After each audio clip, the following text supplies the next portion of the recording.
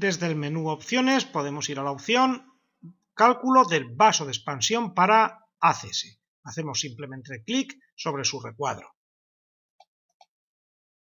Recuerda que en el resto de opciones también vas a tener un vídeo tutorial con este icono que te van a explicar pues, las características del funcionamiento de esa opción de cálculo de vaso de expansión, siempre con un carácter didáctico, comentando siempre el cálculo correspondiente.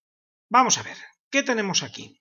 Tenemos que introducir 4 valores. Como siempre en nuestras hojas de cálculo dejamos unas casillas de color amarillo, incluso al pasar el ratón por encima de ellas pues nos aparecerán unos comentarios que ahora iremos viendo que te ayudarán en el manejo de esta sencilla opción de cálculo.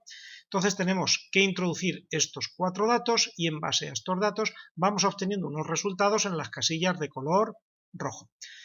¿Qué datos necesitamos para calcular un vaso de expansión para agua caliente sanitaria? Bien, pues necesitamos en primer lugar el volumen de la instalación, en este caso el volumen, la capacidad del depósito acumulador. Pues introducimos aquí el volumen, que sea 80 litros, 200 litros, la capacidad del mismo para iniciar los cálculos. Siguiente valor a introducir, temperatura máxima de preparación. Normalmente este será un valor entre 50 y 70 grados Celsius. Con esta temperatura de preparación del agua caliente, pues se calculará el coeficiente de dilatación del agua para esa temperatura y el volumen de agua dilatado. Este será el volumen útil que deberá tener el vaso de expansión.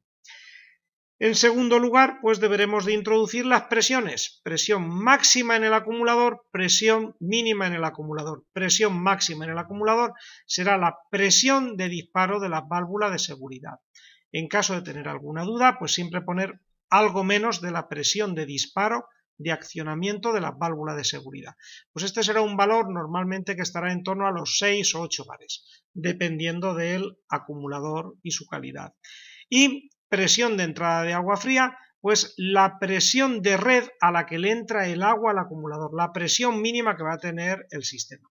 Si es una presión oscilante, mejor que poner un valor medio es poner un valor máximo que ocurra con frecuencia, porque en base a este valor se podrá calcular el rendimiento del vaso o coeficiente de utilización.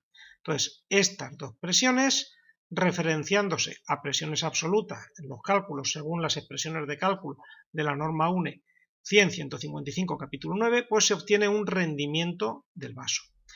En función del volumen dilatado por el rendimiento del vaso, el volumen del vaso de expansión, el volumen recomendable.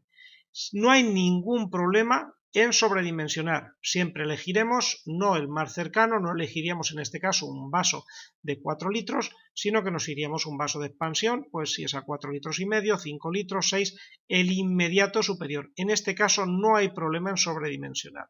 Y también les dejamos aquí la presión recomendada en la cámara de presión, en la cámara del nitrógeno, la presión a la que tiene que precargarse el vaso antes de conexionarse y presurizarse en la instalación, con idea de que siempre tenga un pequeño volumen de agua y evitar que la membrana esté en contacto con la parte metálica del vaso, lo que alarga su vida. Observamos que, lógicamente, a mayor volumen de la instalación, si por ejemplo tenemos un acumulador de 150 litros, mayor volumen dilatado, mayor volumen del vaso. A mayor temperatura de preparación, mayor coeficiente de dilatación. Entonces, si aumentamos la temperatura, mayor coeficiente de dilatación, mayor volumen dilatado. Y viceversa. Si tenemos una menor temperatura, un menor coeficiente de dilatación, menor volumen dilatado y también un menor volumen del vaso. Y luego el otro efecto que varía, que podemos ver cómo varía con esta hoja de cálculo, es la relación de presiones. Cuanto más cerca estén las presiones mínima y máxima del vaso de expansión, menor rendimiento del vaso, una menor capacidad de utilización del mismo, lo que obliga a tener un vaso mayor. Veámoslo. Si tenemos una presión de entrada de agua de 3 bar, como el rango de presiones de 3 a 6 es menor, pues hace que haya una menor capacidad de utilización y nos obliga a aplicar un rendimiento mayor. Entonces necesitamos un vaso mayor porque hay menos espacio para que se absorba la dilatación del agua. Igual si bajamos la presión de alta, cuanto menos diferencial entre presión de baja y alta, menor espacio dentro del vaso tenemos para la dilatación y por tanto se precisa un vaso de expansión mayor. Como siempre, en estas flechas de aquí de la derecha, pues volvemos a la opción general.